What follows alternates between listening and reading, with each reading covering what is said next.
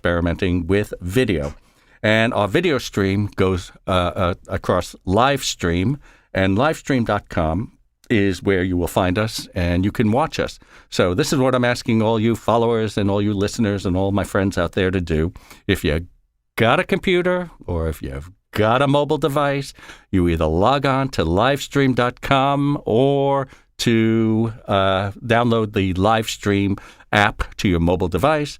Search for Planet Vero TV. Follow us, and every time we broadcast the video, you will get to see us and look at all the pretty faces around here, except for mine. All right, so it's livestream.com and the Livestream app. Now, the other thing I told you guys is that we were going to redevelop this show for a September makeover. We'll be going back to an hour in September. And as part of that, I thought we'd bring in some great young blood into the show and mix it up a bit, somebody to keep me on my toes. So I've been searching the USA, and somewhere in the part of the country that I very rarely go to, from the East Coast to the West Coast, right in the middle there's this guy. And he's a great tech guy. He's got his own radio show. He's a great one on YouTube. He's got a big following, and he's so impressive. And I have to tell you that I've looked, and I follow a lot of technology people out there. And this is a guy that really hit me as a young up-and-comer and got a great future. And as much as we'd like his future to be in broadcast and video, he's doing this thing on the side called law school. So I hope that doesn't interfere with the real life's work here. I want to introduce you to Mike Uyghur, and we'll put him on live right now on our video stream. And for those of you, I want you to say hello to Mike, and Mike, say hello to our audience. David, hello, everyone. Nice to meet all of you. David brought this idea up to me a little bit ago, and I've been excited just to do the first show. So I'm ready. I'm here. And yes, I am from those flyover states, the ones that you guys see out your plane window when you are flying from coast to coast. All right. So this is the way we're going to do. We're going to really play it by ear here. We've got a couple of things. As you know, the way we do the show is that we talk a little about social media. And in fact, Mike and I will have a little discussion about that. It's important that we reach out to you as an audience, but more importantly, it's important for you to reach us. So we know what your interests are. We know what the questions are that you have in technology. And there's so many ways that you can follow us, both to hear the show, to listen to the show, to watch the show. So you can get us on iTunes, you can get us on TuneIn Radio, you can get us on YouTube. Now you can get us on video in live stream, of course, Stitcher, SoundCloud, Instacast, and you can listen to any of our shows. And of course, when we talk about social media, we're talking about mostly following us on Facebook, facebook.com/YakAboutTech. And of course, the Twitter account is YakAboutTech. But where I seem to be getting most of the questions from you guys are an email that's yakabouttech@gmail.com. So any questions you have, anything you want to say about the show, anything you want us to discuss, send it to me. And somewhere during the show, we'll start giving out all of Mike's information, because there are just some things he's going to be able to answer better than I can. So, hey, Mike, let's talk about the value of the social media, how important it is to sort of get out there. It's our way of interacting with the audience. Now, you've had a lot of experience. You're a local radio guy. You got a big YouTube channel.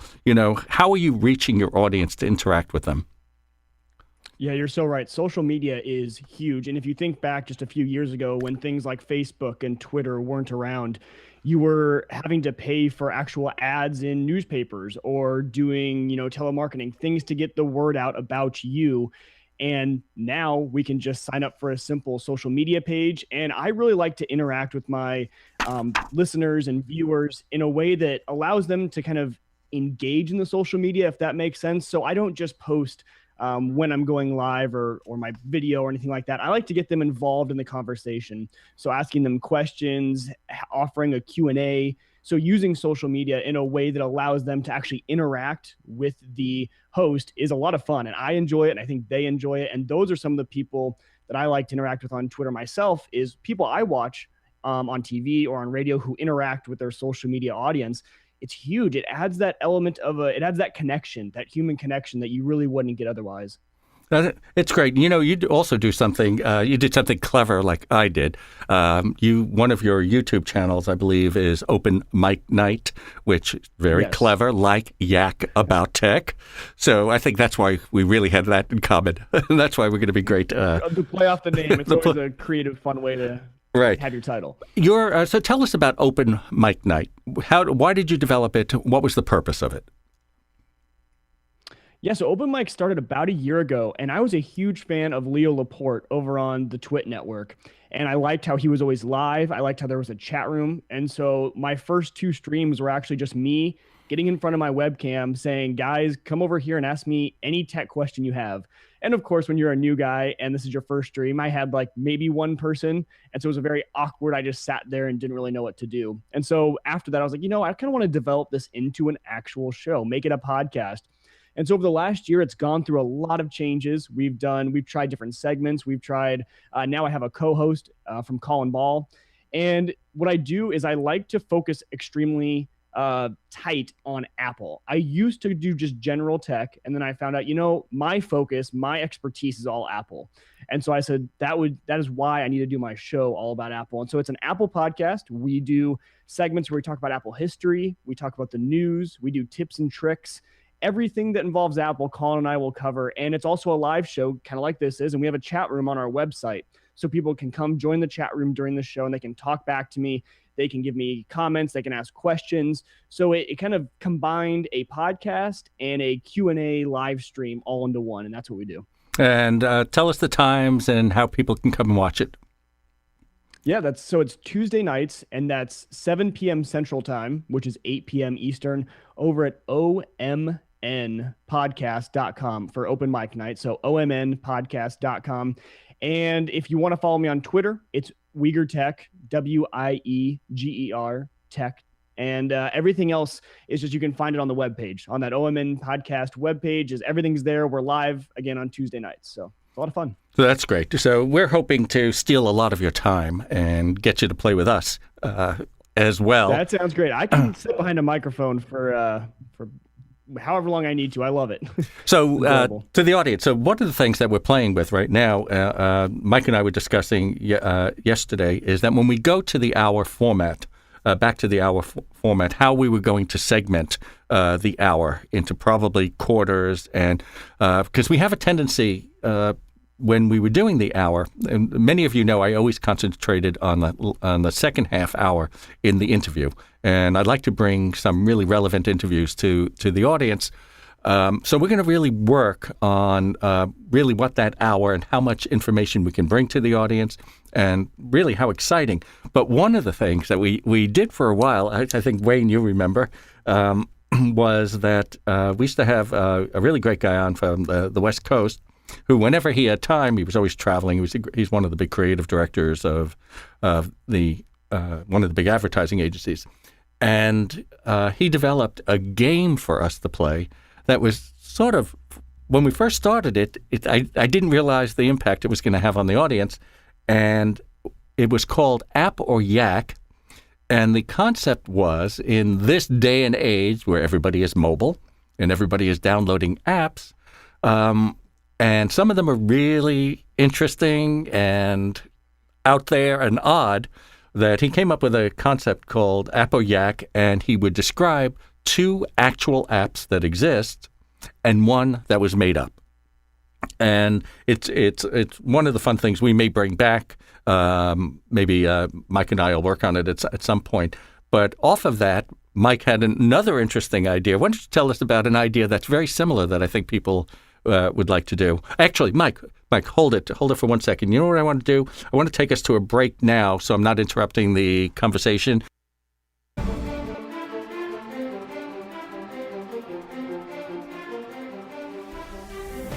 Hey, welcome back, everybody. This is David Yak here, and you're listening to Yak About Tech. Hey, I just want to tell my listeners and now watchers of the show that Yak About Tech is brought to you in part by New Vision Eye Center.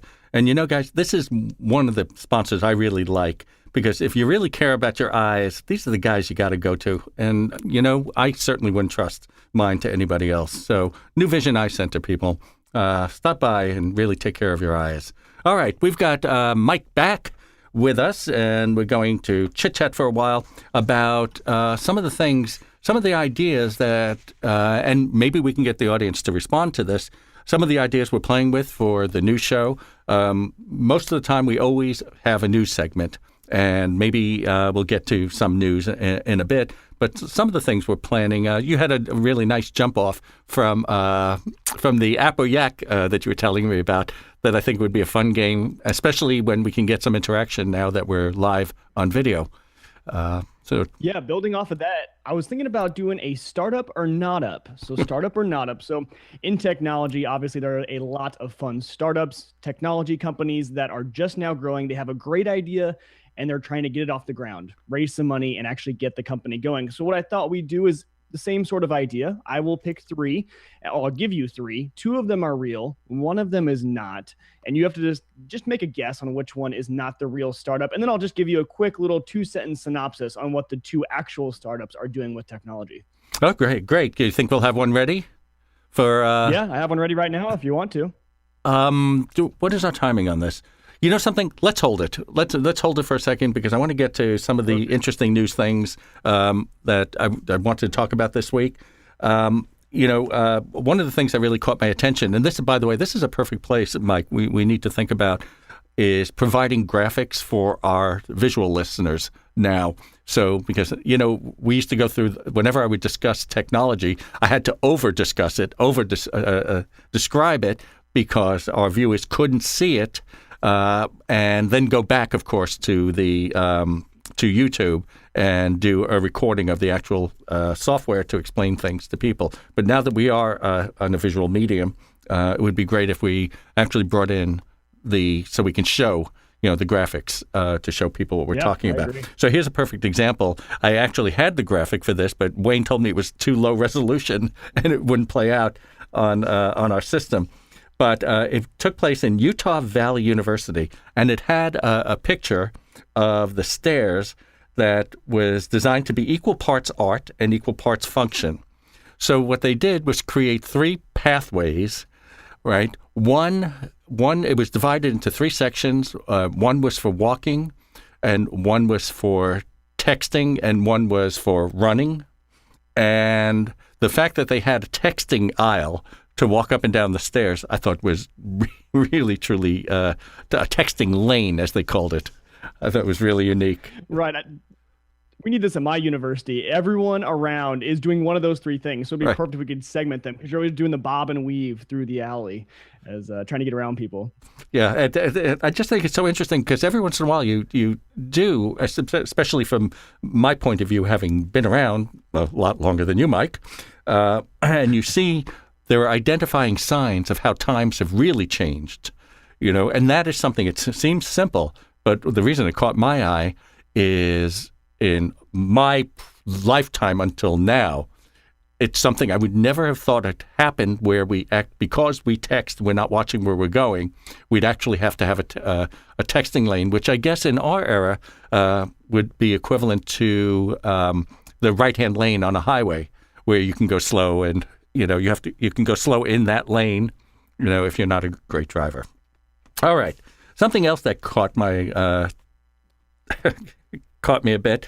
Now, I always have to be careful here because we do have to follow the rules of terrestrial radio here, and we are, an iHeart station. But I think this is really interesting. So we know that a lot of startups are actually raising money against new inventions or new ideas. And there is a new startup that's trying to raise $3.4 million. And I had to rewrite part of this. It's Pornhub. And they're raising $3.4 million to film making whoopee in space. And that'll sort of pass muster, don't you think? Yeah, I think if you don't get it from that, I think yeah. Yeah.